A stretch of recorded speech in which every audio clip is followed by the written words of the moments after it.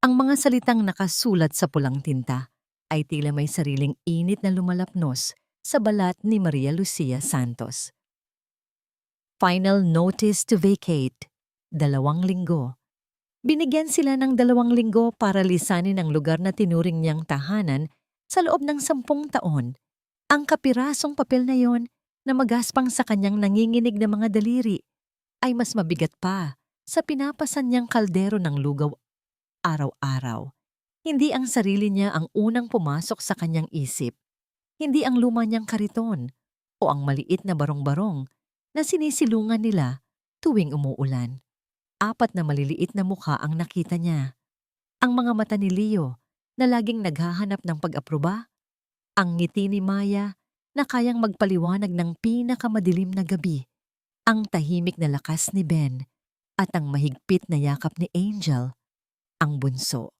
Dahil sa kanila, ang takot ay nagkaroon ng ibang pangalan. Gutom, lamig, kawalan. Humugot siya ng isang malalim na hininga. Itinupi ang papel at isinilid sa bulsa ng kanyang duster. Kailangan niyang kumilos.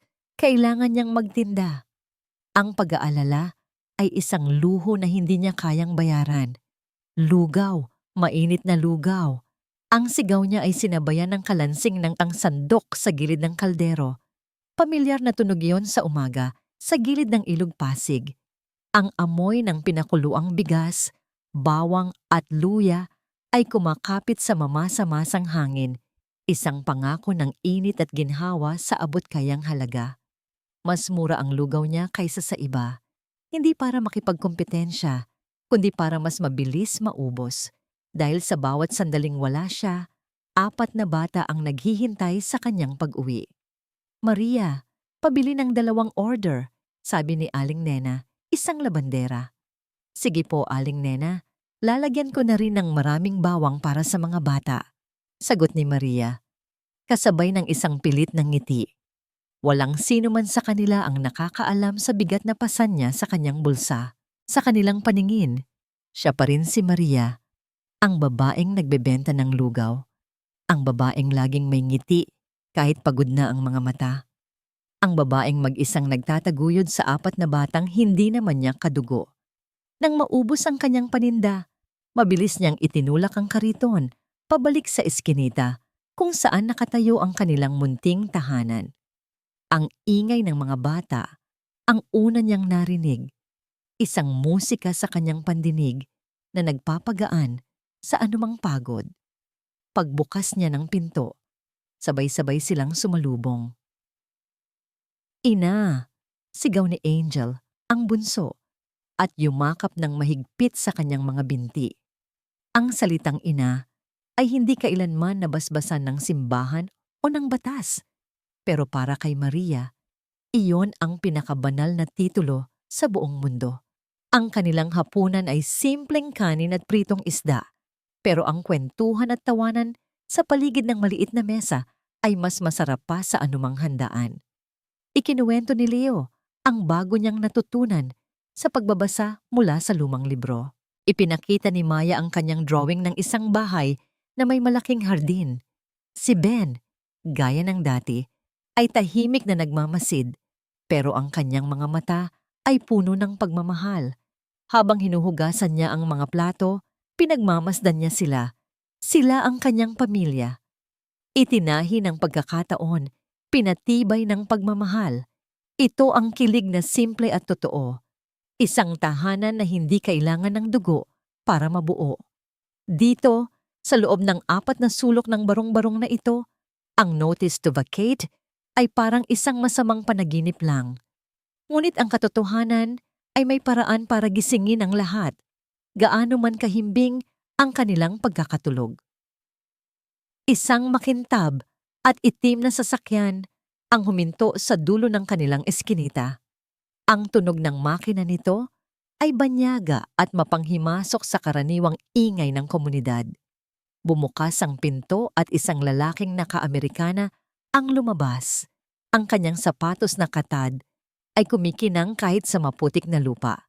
Si Ramon de Vega. Hindi pa alam ni Maria ang pangalan niya, pero alam niya kung ano ang dala nito. Ang lamig sa mga mata nito ay kasing tulis ng mga salitang nakasulat sa pulang tinta. Naglakad ito na parang pag-aari niya ang bawat pulgada ng lupa. Tumingin ito sa mga kabahayan na may halong pandidiri at pagkalkula. Ang mga kapitbahay ay nagsipagtago sa kani-kanilang mga pinto. Nagmamasid, natatakot. Huminto ang lalaki. Ang mga mata nito ay nakatuon sa isang direksyon. Sa kanila, sa maliit na bintana kung saan naririnig pa rin ang mahinang tawanan ng kanyang mga anak. Nagtagpo ang kanilang mga paningin. Si Maria, na may hawak na basang plato, at siya, ang lalaking may kapangyarihang magwasak ng lahat ng kanyang binuo. Isang bahagyang ngiti ang gumuhit sa mga labi ni Ramon de Vega, isang ngiting hindi umabot sa kanyang mga mata. Sinabi niya ang mga salita nang walang tunog, pero sapat na para mabasa at maramdaman ni Maria ang bawat pantig. Lahat ng ito, tila bumulong ang hangin, malapit nang mawala. Mula sa salaming pader ng kanyang opisina sa pinakatuktok ng De Vega Tower, ang buong Makati ay parang isang laruan sa kanyang paanan. Ang mga gusali ay mga bloke, ang mga sasakyan ay mga langgam na gumagapang sa mga kalsada. Dito, sa taas na ito, malinis ang hangin. Malayo sa amoy ng putik at basura na kumapit sa kanyang mamahaling sapatos kanina na lamang. Ibinato ni Ramon de Vega ang kanyang coat sa isang katulong at umupo sa kanyang leather na upuan. Ang lamig nito ay bahagyang nagpakalma sa inis na nararamdaman niya. Kinuha niya ang isang baso at nagsali ng alak, isang lagok. Mapait, pero hindi kasing pait ng alaala ng lugar na pinanggalingan niya. May kumatok sa pinto. "Sir." Pumasok si Martinez, ang kanyang kanang kamay, isang lalaking ang mukha ay laging seryoso at handang sumunod sa anumang iutos. "Ano ang nakuha mo?" tanong ni Ramon. Hindi inaalis ang tingin sa tanawin sa labas.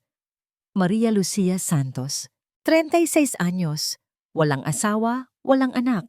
Dati siyang kasambahay pero umalis para mag-alaga sa 4 na bata na inabandona sa lugar nila. Mabilis na ulat ni Martinez, nagbabasa mula sa isang folder. Malinis ang record, walang reklamo. Mahal na mahal siya ng mga tao sa komunidad dahil sa kabaitan niya. Kumunot ang noo ni Ramon. Kabaitan? Ang kabaitan ay hindi nakakapagpatayo ng gusali, Martinez. Hanapin mo ang kahinaan niya. Pero sir, mukhang wala po talaga. Simple lang ang buhay niya. Ang tanging mahalaga lang sa kanya ay ang mga bata. Kung ganoon, lumingon si Ramon at ang mga mata niya ay kasing lamig ng yelo. Iyon mismo ang gagamitin natin. Natahimik si Martinez. Itinuro ni Ramon ang isang malaking blueprint na nakalatag sa kanyang mesa. Ang titulo nito ay nakasulat sa malalaking letra, Pasig Riverfront Esplanade. "Nakikita mo ba ito?" sabi ni Ramon. Ang daliri ay dumadapo sa isang partikular na bahagi ng plano. Diyan mismo nakatayo ang barong-barong ng pamilya ko noon. Biglang nagbago ang anyo ng kanyang mukha. Nawala ang CEO at bumalik ang isang batang lalaking payat at gutom. Naalala niya ang tunog ng mga bakal na bumabagsak. Ang sigaw ng kanyang ina habang pilit silang pinapaalis. Ang kahihiyan sa mga mata ng kanyang ama na walang magawa. Naalala niya ang isang lalaking naka-Amerikana, katulad niya ngayon, na walang awang nagmamasid habang winawasak ang kanilang tahanan at ang kanilang mga pangarap. 14 na taon siya noon. At sa araw na yon, habang nakatayo sa gitna ng gulo, sumumpa siya. Babalik siya. At kapag bumalik siya, siya na ang magmamay-ari ng lupaing iyon. Siya na ang magdidikta, hindi na siya muling aapihin. Ang alaala ay nag-iwan ng pait sa kanyang lalamunan. Itinulak niya ito, pabalik sa pinakasulok ng kanyang isipan. Ang nakaraan ay isang aral, hindi isang kulungan. Ibinalik niya ang atensyon kay Martinez. Gaano katagal bago natin sila mapaalis gamit ang legal na paraan? 6 na buwan, sir. Maraming proseso. Baka umabot pa ng 1 taon kung lalaban sila. Umiling si Ramon. Masyadong matagal. Bawat araw na pagkaantala ay milyon-milyong piso ang nawawala. Tinitigan niyang muli ang report tungkol kay Maria. Malinis, minamahal, isang santa sa mata ng komunidad, isang ideya, isang madilim at napakatalinong ideya ang unti-unting nabuo sa kanyang isipan.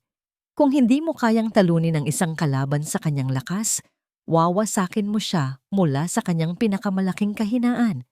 Ang reputasyon niya, ang pagmamahal ng mga tao, ang mga bata. Kinuha niya ang kanyang cellphone at nag-dial ng isang numero na hindi nakasave sa kanyang contacts. Hello? Sagot ng isang boses ng babae sa kabilang linya. Mrs. Reyes, sabi ni Ramon. Ang boses ay naging malumanay, pero may bigat. Ramon de Vega ito. Mayroon akong isang sitwasyon na nangangailangan ng expertise ng departamento ninyo. Isang child welfare case. Nakinig siya sandali. Oo, mayroon tayong sapat na ebidensya. Pagpapatuloy niya, gumagawa ng air quotes sa salitang ebidensya na si Martinez lang ang nakakakita. Kailangan lang nating tiyakin na ang kapakanan ng mga bata ang mangingibabaw. Binaba niya ang tawag at tumingin kay Martinez na ngayon ay namumutla. Alam ni Martinez kung ano ang ibig sabihin noon. Sir, sigurado po ba kayo rito? Naglakas loob na tanong ni Martinez. Hindi sumagot si Ramon.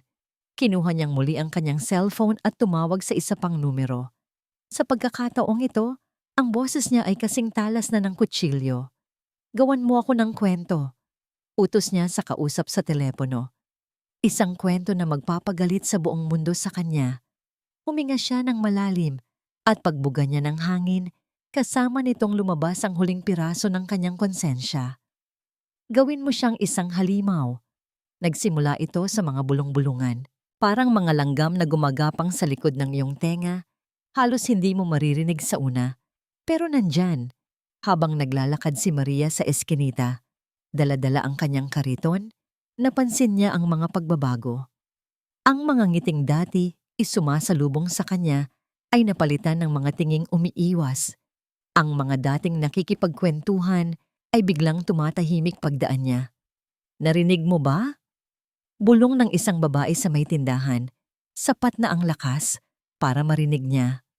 Kawawa naman daw yung mga bata. Ginagamit lang daw niya para sa awa. Sagot ng kausap nito. Napatigil si Maria. Ang mga salita ay parang suntok sa kanyang sikmura. Ano ang ibig nilang sabihin? Nagpatuloy siya sa paglalakad. Pilit na iwinawaksi ang mga narinig. Mga tsismis lang yan, sabi niya sa sarili. Likha ng mga taong inggit. Ngunit kinabukasan, lumakas ang mga bulong. Naging mga akusasyon na sila. Hoy Maria! Sigaw ni Mang Carding, isang mangingisda na dati suki niya. Totoo ba? Hindi mo raw pinapakain ng maayos ang mga bata? Ipinapamalimos mo raw sila sa gabi? Nabitawan ni Maria ang sandok. Ang kalansing nito sa semento ay umalingaw-ngaw sa biglaang katahimikan. Lahat ng mata ay nasa kanya. Hindi po totoo yan, Mang Carding. Kilala ninyo ako. Depensa niya, nanginginig ang boses. Paano namin malalaman? Sabi ng isa pa. Hindi mo naman sila tunay na anak. Ang huling pangungusap na yon, iyon ang pinakamasakit. Tila isang punyal na bumaon ng diretso sa kanyang puso. Umuwi siyang tuliro, ang lugaw ay halos hindi nabawasan. Pagdating sa bahay, nakita niya ang 4 na bata na naglalaro. Walang kamalay-malay sa kasamaang gumagapang sa labas ng kanilang pinto.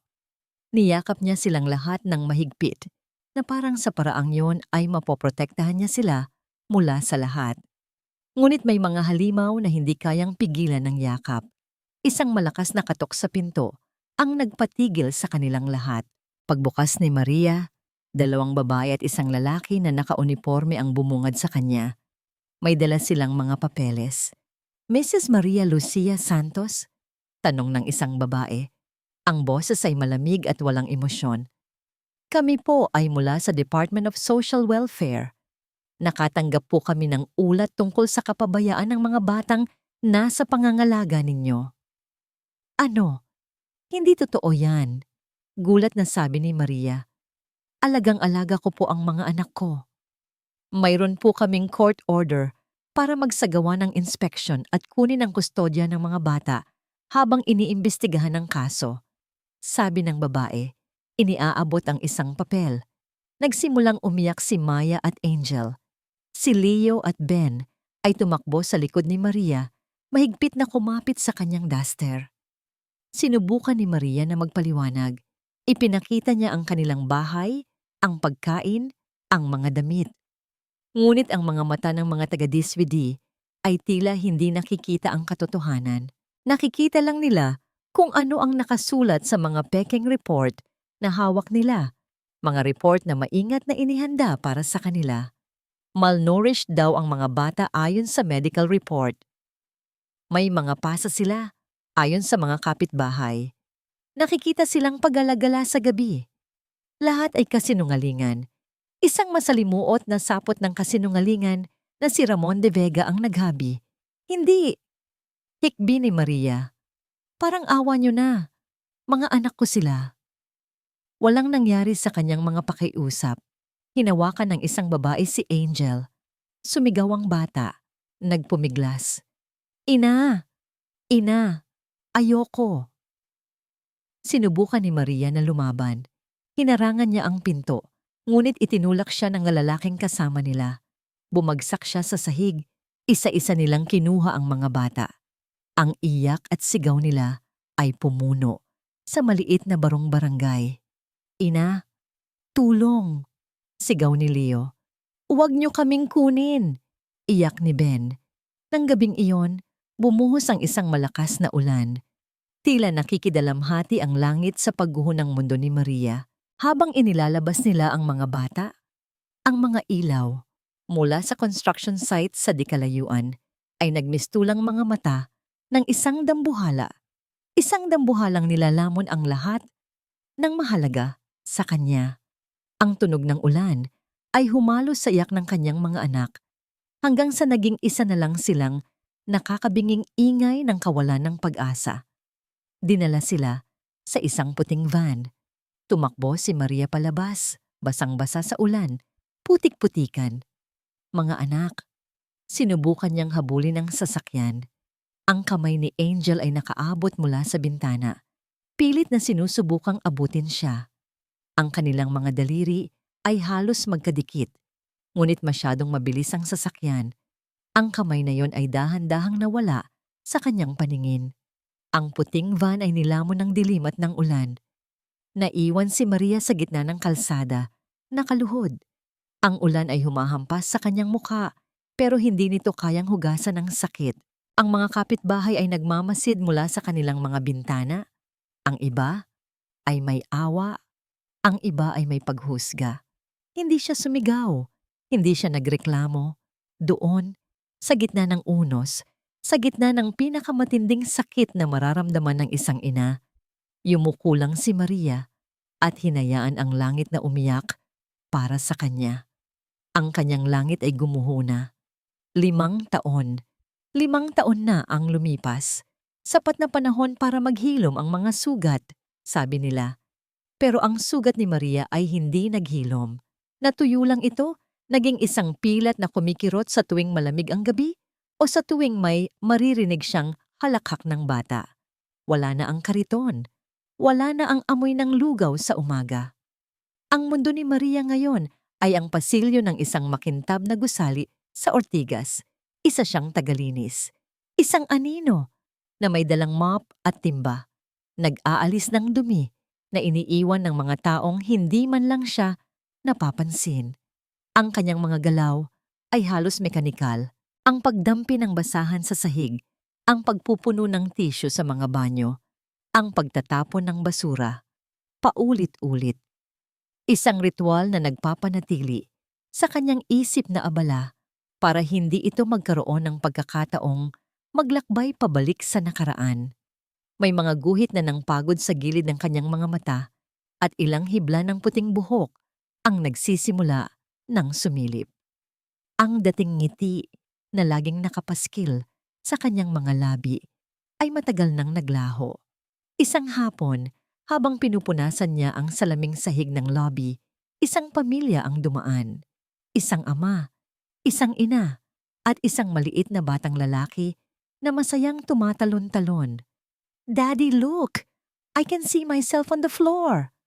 Sigaw ng bata. Ang tawa nito ay umaling-awngaw sa malawak na espasyo. Biglang nanikip ang dibdib ni Maria. Humigpit ang kapit niya sa hawakan ng mop. Sa isang saglit, ang nakita niya sa refleksyon sa sahig ay hindi ang batang iyon, kundi si Leo, si Ben, si Maya, at si Angel. Napapikit siya ng mariin. Nang imulat niya ang mga mata, wala na ang pamilya. Ang naiwan na lang ay ang malinis at kumikinang na sahig at ang anino ng isang babaeng nag-iisa. Pag-uwi niya sa kanyang maliit na kwarto sa isang boarding house, ang unang ginawa niya ay hindi magpahinga. Nagsalang siya ng kanin at nagluto ng adobong manok. Hindi para sa kanya ang pagkain. Maingat niyang inilagay ang mga ito sa 4 na maliliit na lalagyan ng pagkain. 4. Laging 4. Isinulat niya sa isang maliit na papel ang mga salitang, "Mula sa isang kaibigan." Walang pangalan, walang pirma. Ito ang kanyang lihim, ang kanyang panata. Linggo-linggo, nagpapadala siya ng mga ganitong pakete sa iba't ibang ampunan sa Kamaynilaan. Hindi niya alam kung nasaan ang kanyang mga anak. Hindi niya alam kung natatanggap ba nila ang mga ito. Pero umaasa siya. Ang pag-asa ay ang tanging bagay na hindi kayang nakawin sa kanya.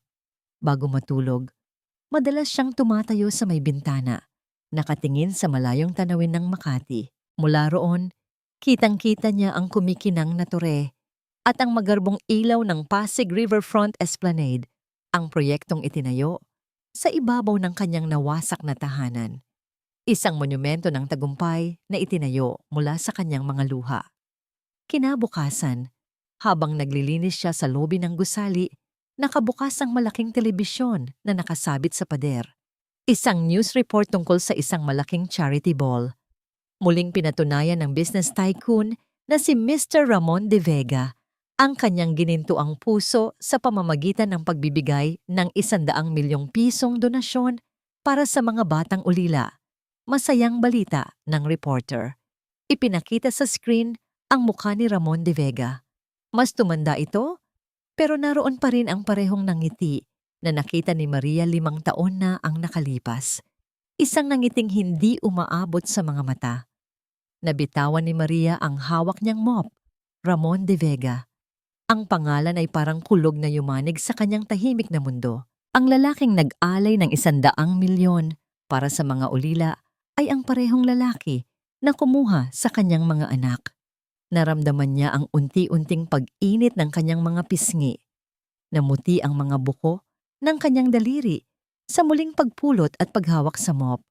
Sa ilalim ng uniforme ng isang hamak na tagalinis, sa loob ng isang pusong pinatigas ng panahon at bighati.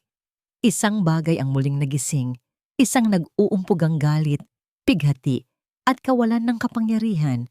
At sa unang pagkakataon, sa loob ng 5 taon, hindi na lang sakit ang naramdaman ni Maria. Naramdaman niya ang apoy. Walang kwenta ang balitang yan, Jonah. Minor soil erosion lang. Walang nasaktan, walang namatay. End of story. Si David Tan, ang station manager ng DZRT Radio, ay nagsalita nang hindi man lang inaalis ang tingin sa kanyang computer. Para sa kanya, tapos na ang usapan. Pero para kay Jonah Pascual, nagsisimula pa lang ito. "Dave, hindi ito basta soil erosion lang." Giit ni Jonah, inilapag ang isang folder sa ibabaw ng magulong mesa ng kanyang boss. Ang Pasig Riverfront Esplanade ay isang state-of-the-art project. Hindi dapat nagkakaroon ng ganitong minor na problema. Pagkatapos lang ng 5 taon, may mali sa pundasyon o may mali sa construction. O baka naman umulan lang ng malakas. Sarkastikong sagot ni David. Jonah, pakinggan mo ako. Ang may-ari ng proyektong yan ay si Ramon de Vega. Isa siya sa mga pinakamalaking advertiser ng istasyong ito. Alam mo ba kung anong ibig sabihin yan? Ang ibig sabihin niyan, may itinatago siya. Matapang na sabi ni Jonah. Bumuntong hininga si David at sa wakas ay tumingin sa kanya. Si Jonah, sa edad na 28, ay may apoy sa kanyang mga mata na matagal nang nawala kay David. Ang apoy ng idealismo, ang paniniwala na ang isang mikropono ay kayang magpabago ng mundo. Wala kang ebidensya, puro ka lang hinala. Bigyan mo ako ng isang matibay na dahilan para isugal ko ang trabaho nating lahat para sa hinala mo, hamon ni David. Alam ni Jonah na tama ang kanyang boss. Kailangan niya ng isang bagay na kakapitan. Umalis siya sa opisina at bumalik sa kanyang maliit na cubicle. Binuksan niya ang kanyang laptop at sinimulang halongkatin ang lahat ng makikita niya tungkol sa proyekto ni De Vega. Mga lumang balita, mga press release, mga corporate files, paulit-ulit na lumalabas ang parehong kwento. Si Ramon de Vega, ang visionary, ang philanthropist, ang taong nag-angat sa isang mabahong estero at ginawa itong isang world-class destination. Pero habang mas malalim ang kanyang paghuhukay, may mga nakita siyang maliliit na butas sa perpektong kwento. Mga reklamo mula sa mga residente na hindi nabayaran ng tama. Mga environmental groups na kinwestiyon ang bilis ng pag-aproba sa proyekto. Lahat ay mabilis na nawala sa balita. Natabunan ng mas malalaking anunsyo at donasyon ni De Vega. Pagod na at halos hating gabi na nang may isang article na nakakuha ng kanyang pansin. Isang maliit na ulat mula sa isang lokal na tabloid, 5 taon na ang nakalipas. Ang headline, babae na gumagamit sa mga ampon para sa limos inaresto. Ang pangalan ng babae, Maria Lucia Santos. Ang lokasyon, ang parehong lugar kung saan itinayo ang Esplanade. Nag-click si Jonah. Ang kwento ay maikli at kulang sa detalye. Halatang isinulat para lang siraan ng babae. Pero may isang bagay na hindi tama. Hindi ito tugma sa lahat ng magagandang kwento tungkol sa maayos at mapayapang relokasyon na ipinagmamalaki ng kumpanya ni De Vega. Nagsimula siyang maghanap ng mga taong posibleng nakatira doon dati. Karamihan ay ayaw magsalita. Ang iba ay takot. Ang iba ay binayaran para manahimik. Wala kaming alam dyan, sabi ng isang matandang babae na nakita niya sa isang relocation site. Umalis kami ng maayos. Mabait si Sir Ramon. Pero ang panginginig ng mga kamay nito, habang nagsasalita, ay nagsasabi ng ibang kwento. Bumalik si Jonah sa kanyang kotse, bigo. Aaminin na sana niya kay David na wala siyang nahanap nang biglang tumunog ang kanyang cellphone. Unknown number. Sinagot niya ito. Hello? Katahimikan sa kabilang linya. Ang tanging naririnig niya ay ang mahinang paghinga. Sino to? Tanong ulit ni Jonah. Naiirita na. Isang boses ng matandang babae, nanginginig at mahina, ang nagsalita. Kung gusto mong malaman ang katotohanan tungkol sa proyektong yan, napaupo ng tuwid si Jonah. Ang kanyang puso ay nagsimulang tumibok ng mabilis. Pumunta ka sa kumbento ng Sta Clara. Teka, sino po ito?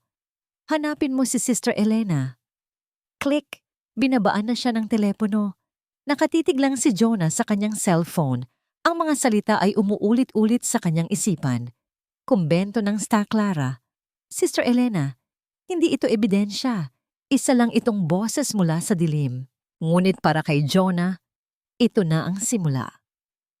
Ang kumbento ng Sta Clara ay isang lugar na tila hindi inabot ng panahon. Ang matataas na pader na bato nito ay nababalutan ng lumot at ang hangin sa loob ng bakuran ay may amoy ng mga bulaklak at kandila.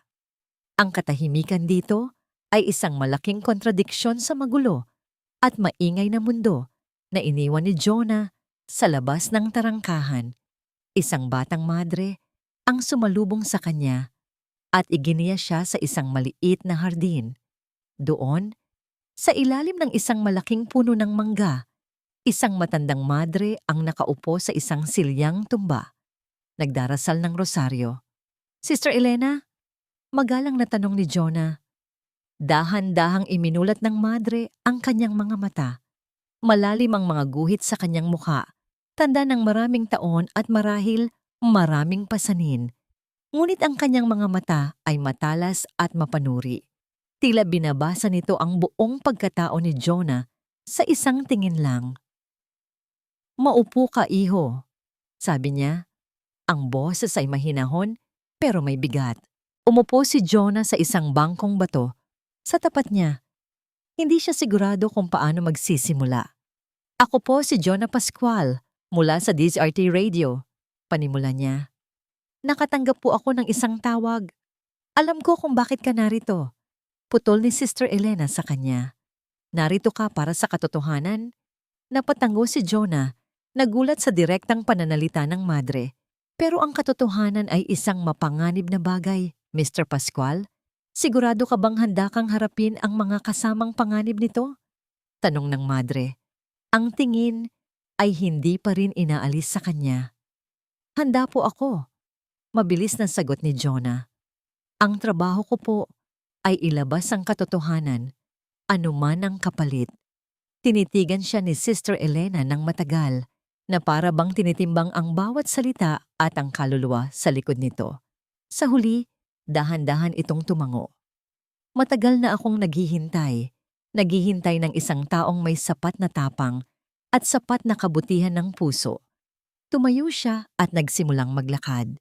Sumunod si Jonah, dinala siya nito sa loob ng kumbento, sa isang pasilyo na humantong sa isang lumang silid-aklatan. Ang amoy ng alikabok at mga lumang papel ay nangingibabaw. Maraming taon kong itinago ang mga ito, sabi ni Sister Elena habang binubuksan ng isang maliit at nakakandadong aparador sa sulok ng silid.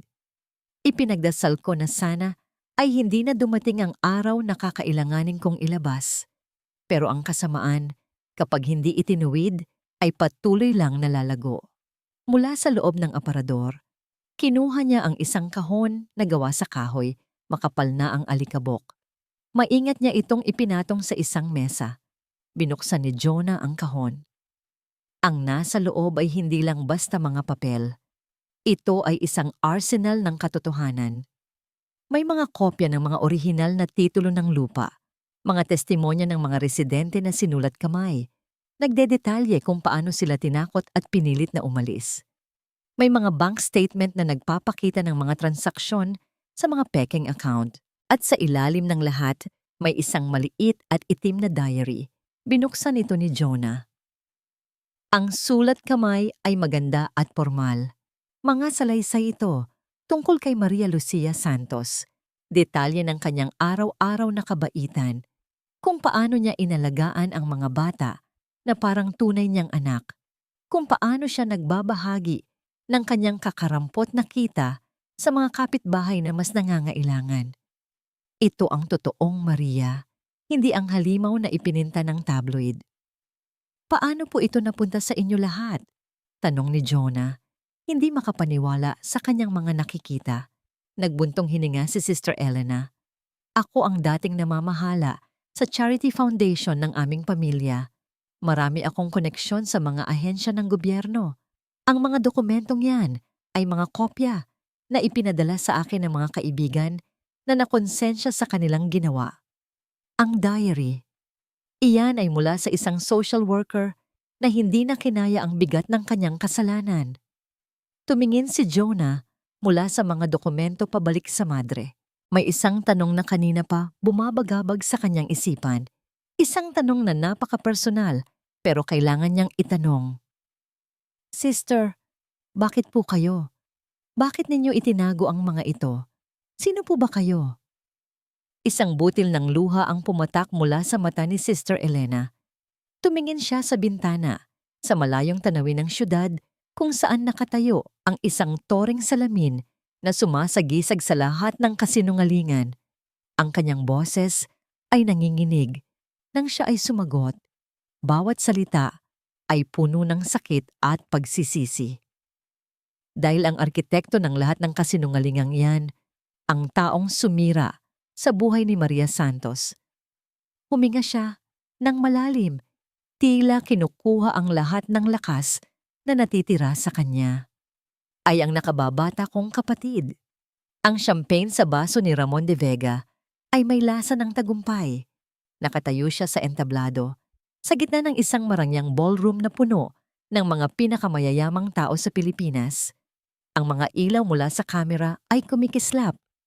Ang mga palakpak ay dumadagundong. Katatapos lang niyang i-anunsyo ang isa na namang malaking donasyon. Isa na namang pagkakataon para ipakita sa mundo kung gaano siya kabuti, kung gaano siya kadakila. Mr. De Vega, you are truly an inspiration, sabi ng isang socialite, kumakapit sa kanyang braso. Ngumiti si Ramon. Ang ngiting sanay na siyang isuot, parang isang mamahaling maskaara. Ginagawa ko lang ang nararapat. Sagot niya ng may pagkukunwaring kababaang loob. Pero sa likod ng maskara, sa likod ng ingay ng mga papuri, isang maliit na tinig ng pag-aalala ang nagsisimula nang bumulong sa kanyang isipan. Soil erosion. Isang maliit na problema, pero sapat na para magsimula ng sunog. At ang pinakaayaw ni Ramon ay ang apoy na hindi niya kayang kontrolin. Sa buong gabi, habang nakikipagkamay at nakikipagnitian, ang kanyang mga mata ay laging pasulyap-sulyap sa kanyang cellphone. Hinihintay niya ang tawag ni Martinez. "Excuse me," sabi niya sa mga kausap at mabilis na naglakad patungo sa isang tahimik na sulok ng ballroom. Dinial niya ang numero ni Martinez. "Anong balita?" tanong niya.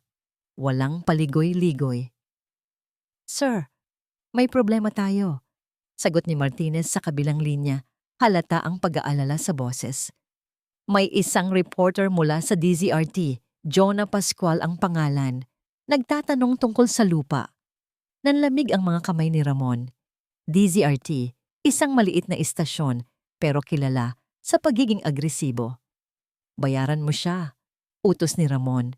"Bigyan mo siya ng kahit magkano ang gusto niya para manahimik." "Sinubukan na namin, sir." Ipinatapon niya sa mukha ng tao ko ang sobre. Isang ugat ang umumbok sa sentido ni Ramon. "Kung ganoon, takutin ninyo." "Sir." Iyon na nga po ang isa pang problema.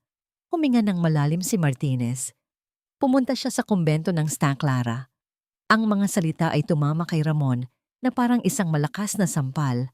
Kumbento ng Santa Clara. Isang lugar. Isang pangalan. Elena. Bumalik siya sa alaala, isang batang Ramon na umiiyak habang yakap-yakap siya ng kanyang ate.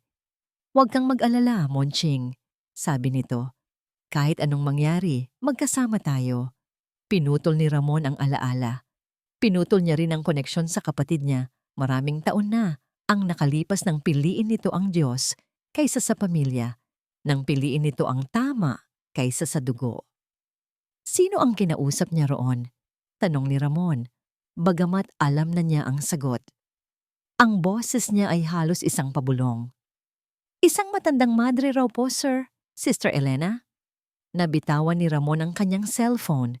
Bumagsak ito sa makapal na carpet ng walang tunog. Hindi maaari. Pagkatapos ng lahat ng mga taon na ito, itinago niya ang lahat ng mga sikreto. Inilibing niya ang nakaraan sa ilalim ng bakal at semento. Bumalik siya sa kanyang pribadong opisina. Sa loob ng hotel, ang mga pader na salamin ay nagpapakita ng kanyang refleksyon. Isang lalaking nasa tuktok ng mundo. Pero ang nakikita niya ay isang batang lalaking basahan, nakatayo sa putik, nangangako ng paghihiganti. Kinuha niya ang isang litrato mula sa kanyang drawer, isang kupas na larawan niya, at ng isang batang babae na may mahabang buhok at matamis na ngiti, ang kanyang ate Elena. Ang tanging taong nakakaalam ng lahat ng kanyang pinakamatitinding kasalanan. Tinitigan niya ang larawan. Ang galit at takot ay nag-uumpugan sa loob niya.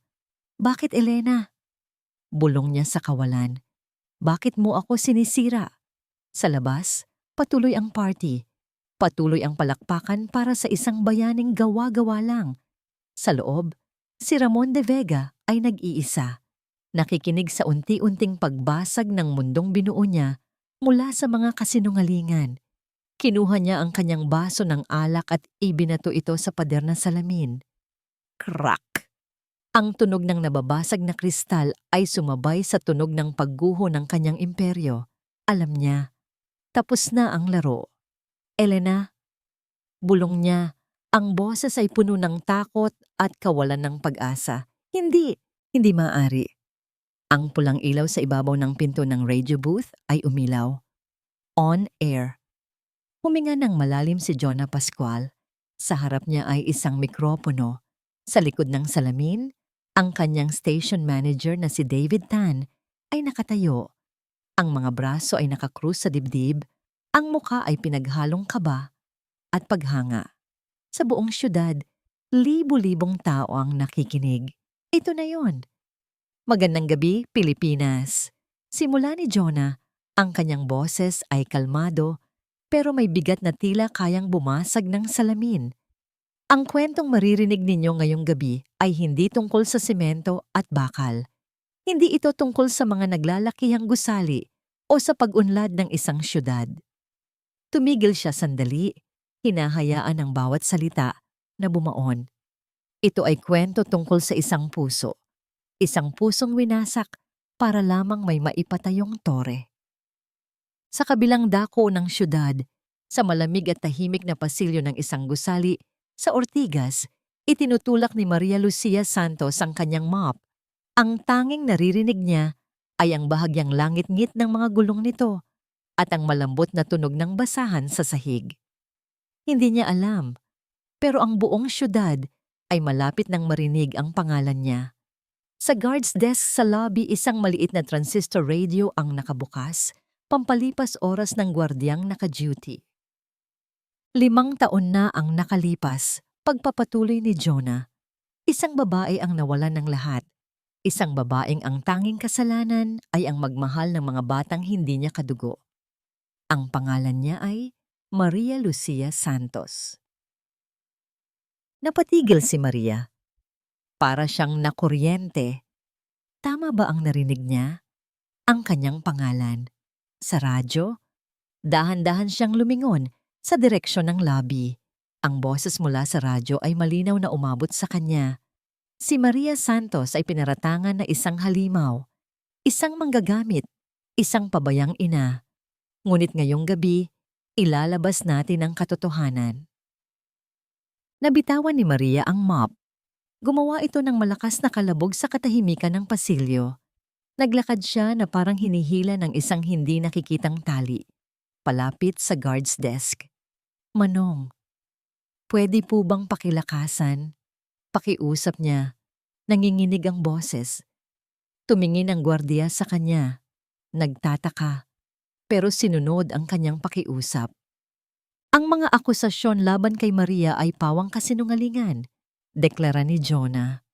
Isang planadong paninira na ginawa para mapaalis siya at ang iba pang mga residente para bigyang daan ang isang proyektong nagkakahalaga ng bilyon-bilyong piso.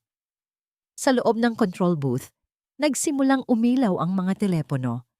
Ang social media feed sa isang monitor ay nagsimulang mag-trending.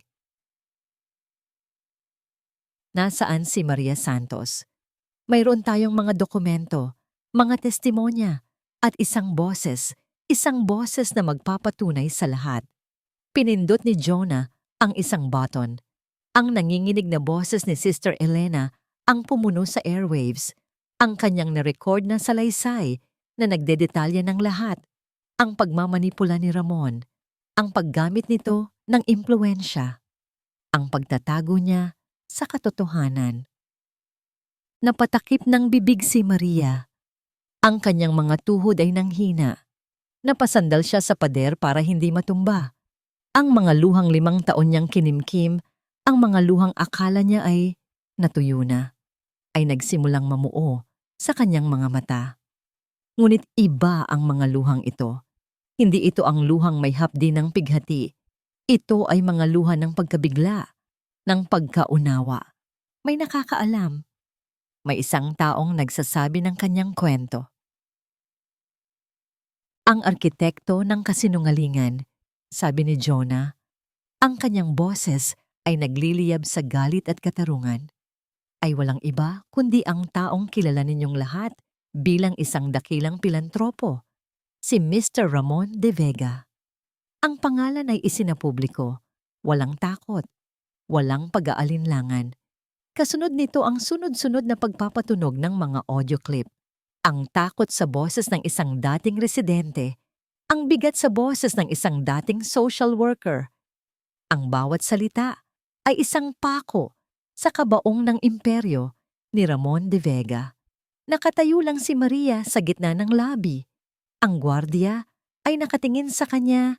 Ang bibig ay bahagyang nakabukas sa pagkamangha. Sa wakas, bumagsak ang mga luha ni Maria.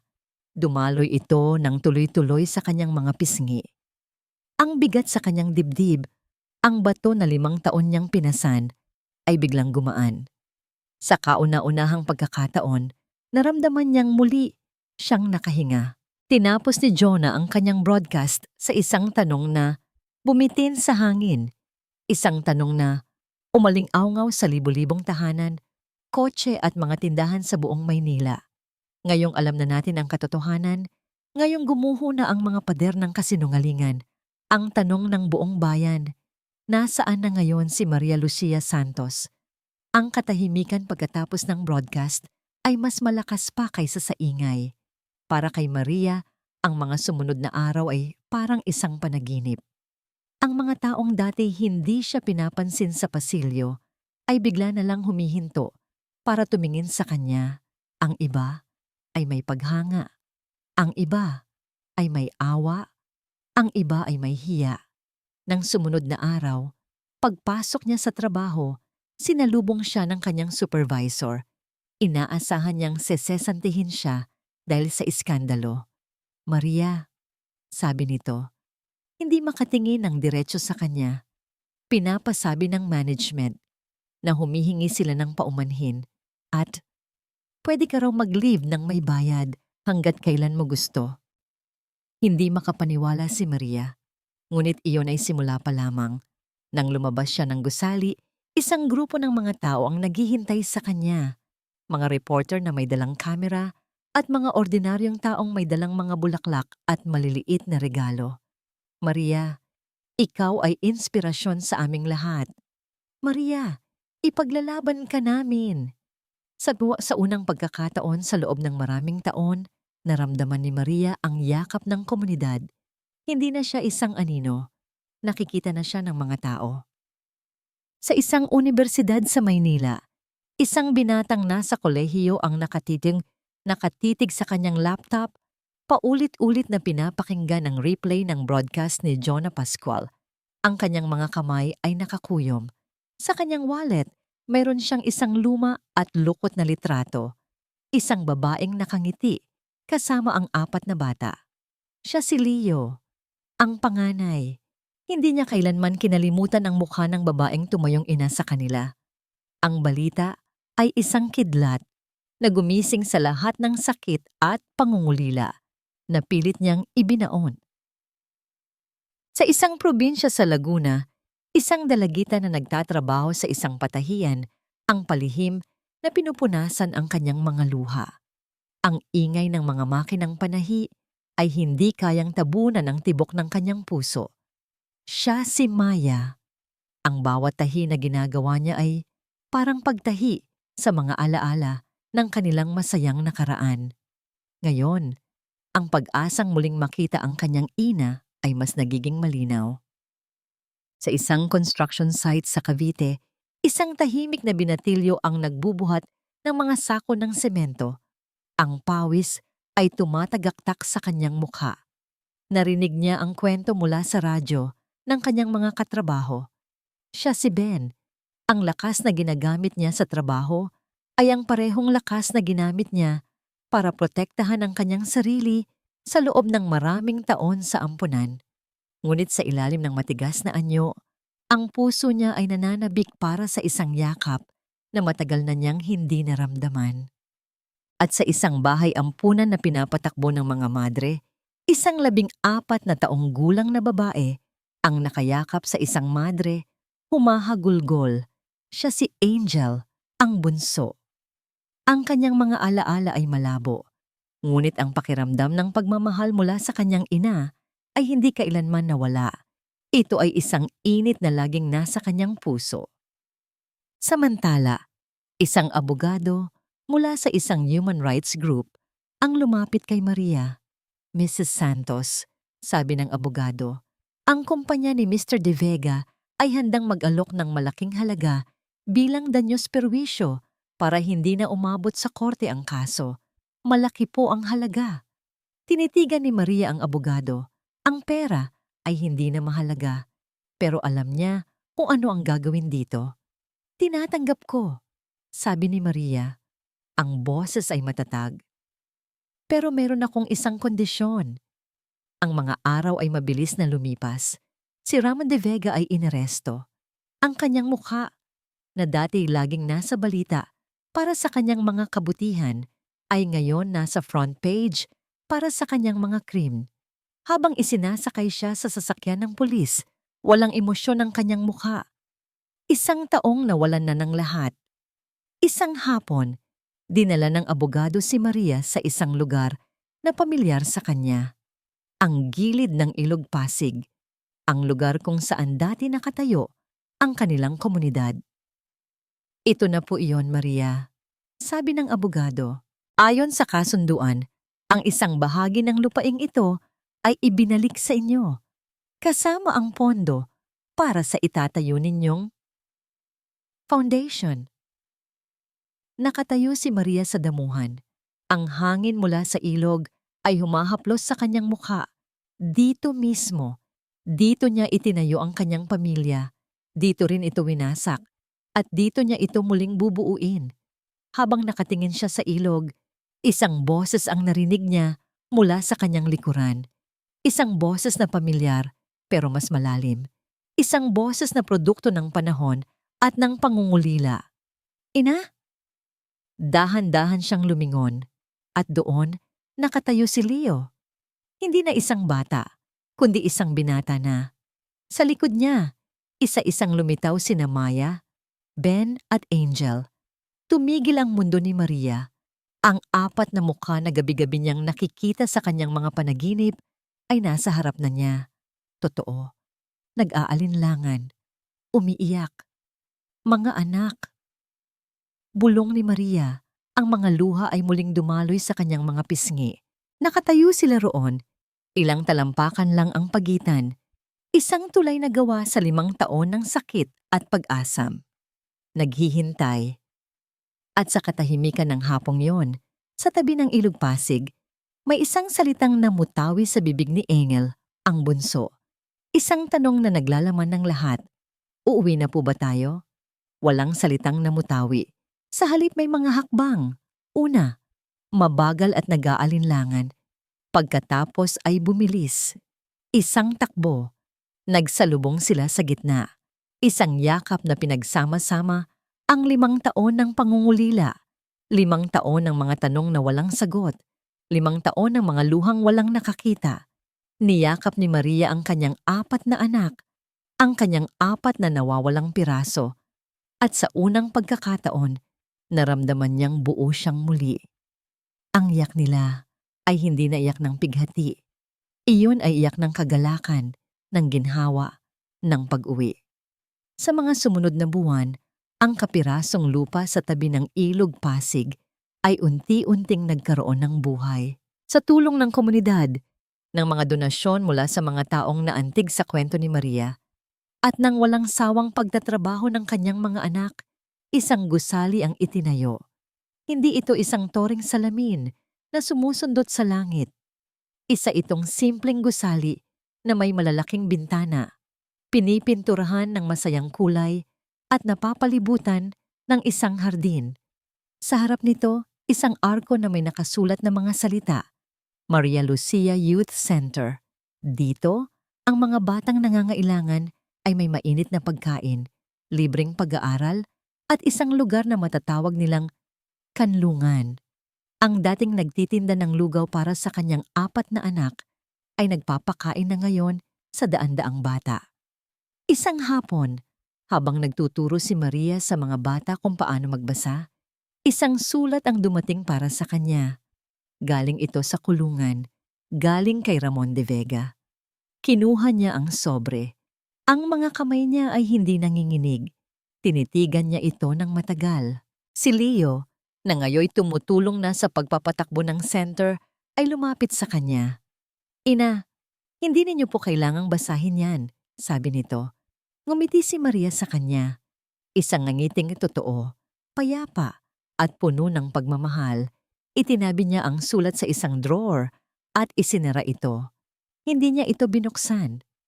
"Ang pagpapatawad, anak, ay hindi para sa kanya," mahinahong sabi ni Maria. "Para sa sarili ko ito, at matagal ko nang ginawa iyon." Hindi niya kailangan ng mga salita ng pagsisisi mula kay Ramon. Ang kapatawaran niya ay ang pagpili na huwag nang hayaang ang anino ng nakaraan ang magdikta sa liwanag ng kanyang kinabukasan. Ang pinakamagandang ganti ay hindi ang galit, kundi ang paghilom. Nang gabing iyon, habang papalubog ang araw at kulay kahel na ang langit, umupo si Maria sa tabi ng ilog kasama ang kanyang 4 na anak na ngayoy mga binata't dalaga na. Si Leo ay nag-aaral na ng social work. Si Maya ay nag-umpisa ng isang maliit na negosyo ng pananahi para sa mga nanay sa komunidad. Si Ben ay naging leader ng mga volunteers sa center at si Angel, ang bunso, ay nangangarap maging isang guro. Ang bawat isa sa kanila ay may dalang pilat mula sa nakaraan. Ngunit ang mga pilat na yon ay hindi na tanda ng sakit, kundi tanda ng katatagan. "Naalala niyo ba?" Bulong ni Maria. "Dito tayo dati nagkwekwentuhan tuwing gabi." Tumango sila. Ang mga mata ay nakatingin sa agos ng ilog Pasig. Ang ilog na yon ang naging saksi sa lahat. Sa kanilang simpleng kaligayahan, sa kanilang masakit na paghihiwalay, at ngayon, sa kanilang muling pagbubuo. Ang agos nito ay tulad ng buhay, patuloy na dumadaloy, nililinis ang mga luma, at nagbibigay daan sa mga bago. Hindi na sila nagsalita, hindi na kailangan. Ang katahimikan sa pagitan nilang 5 ay puno ng pag-unawa, pasasalamat, at isang pagmamahal na sinubok ng panahon at pinatibay ng paghihirap. Ang tunog na lang na maririnig ay ang mahinang agos ng tubig at ang malayong halakhak ng mga bata mula sa Maria Lucia Youth Center, isang musika ng pag-asa. Dahil sa huli, ang kwento ni Maria Lucia Santos ay hindi kwento ng isang babaeng nawalan, kundi kwento ng isang inang nagpatunay na ang tunay na tahanan ay hindi isang lugar, kundi isang pagmamahal na kayang buuin muli ang lahat, gaano man ito nawasak. 10 taon, isang dekada na ang lumipas mula nang muling mabuo ang pamilya Santos sa tabi ng ilog Pasig. Ang dating kapirasong lupa na puno ng alaala ng sakit ay isa na ngayong masiglang paraiso para sa mga kabataan. Ang Maria Lucia Youth Center ay hindi na lang isang gusali. Isa na itong institusyon, isang tahanan. Si Maria Lucia Santos na may mga pilak na sa buhok ngunit may ngiti pa rin kasing init ng kanyang lugaw noon ay nakaupo sa isang silya sa hardin. Pinapanood niya ang daan-daang bata na naglalaro, nag-aaral at nangangarap. Hindi na siya si Maria ang tagalinis. Siya si Ina Lucia, ang lola ng buong komunidad. "Ina, nag-aalala po ako sa inyo. Baka mahamugan kayo," sabi ng isang pamilyar na boses. Lumingon si Maria at nakita si Angel, ang kanyang bunso. Isa na itong ganap na guro, ang paborito ng mga pinakabatang mag-aaral sa center. Inabutan siya nito ng isang tasa ng mainit na salabat. "Salamat anak," sabi ni Maria. Hinahaplos ang pisngi ni Angel. Namamanghalang ako sa lahat ng ito. Mula sa vocational hall, narinig nila ang tunog ng martilyo. Si Ben, Ang kanyang tahimik na anak, ang nagpapatakbo ngayon ng programa para sa mga out-of-school youth. Tinuturuan sila ng karpinterya at iba pang kasanayan. Ang mga kamay, na dati nanghihina sa takot, ay nagbibigay na ngayon ng lakas sa iba. Sa kabilang dako, sa isang silid na puno ng mga makina ng pananahi, si Maya naman ang abala. Ang kanyang maliit na kooperatiba ay nagbibigay na ngayon ng trabaho sa 12-dosenang mga ina sa komunidad. Sa kanyang tabi, isang maliit na batang babae ang nagdodrawing, ang kanyang anak. Ang unang apo ni Maria. Biglang may yumakap mula sa likod ni Maria. Ano po ang iniisip ng aming reyna? Malambing na tanong ni Leo. Siya na ang administrator ng center, gamit ang kanyang pinag-aralan sa social work para palawakin pa ang kanilang mga programa. Sa kanyang pamumuno, ang center ay nakakuha ng maraming parangal. Iniisip ko lang, sabi ni Maria, ang mga mata ay nakatingin sa ilog. Kung gaano kabuti ng Diyos. Umupo si Leo sa tabi niya. Kasunod sina Angel, Maya at Ben na lumapit na rin. Ang kanilang pamilya, kumpleto. Nabalitaan niyo ba? Tanong ni Ben sa mahinang boses. Namatay na raw si Ramon de Vega sa kulungan. Atake sa puso. Isang saglit na katahimikan ang bumalot sa kanila. Walang tuwa, walang galit. Isang tahimik na pagtanggap na lamang sa pagtatapos ng isang kabanata. Kinuha ni Maria ang kamay ng kanyang mga anak. Ipagdasal na lang natin ang kanyang kaluluwa, sabi niya. Ang puso niya ay matagal nang malaya sa anumang galit. Tumayo sila at sabay-sabay na naglakad palapit sa pampang ng ilog. Ang araw ay papalubog na, katulad ng dati. Ang ilog Pasig ay patuloy sa pag-agos, walang katapusan. Dati, ang agos nito ay tila anino ng kanilang kalungkutan. Ngayon, ang kinang nito sa hapon ay salamin ng kanilang pag-asa. Yumakap ang apo ni Maria sa kanyang binti. Binuhat niya ito. Tingnan mo, apo. Bulong ni Maria, itinuturo ang center na puno ng ilaw at buhay. Iyan ang ating tahanan. Isang tahanan na itinayo, hindi ng semento, kundi ng pagmamahal. Ang pamana ni Maria Lucia Santos ay hindi nasusukat sa pera o sa lupa. Ito ay nasusukat sa bilang ng mga pangarap na kanyang binuhay, sa mga pusong kanyang pinagaling, at sa isang simpleng katotohanan na kanyang itinuro sa lahat, na kahit sa pinakamadilim na putik ng buhay, ang pag-ibig, kung ito'y tunay, ay laging makakahanap ng paraan para mamukadkad.